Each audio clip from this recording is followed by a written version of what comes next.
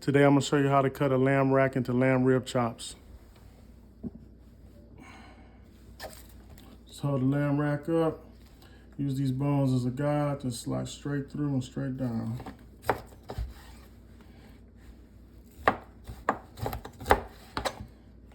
Just cut in between the bone.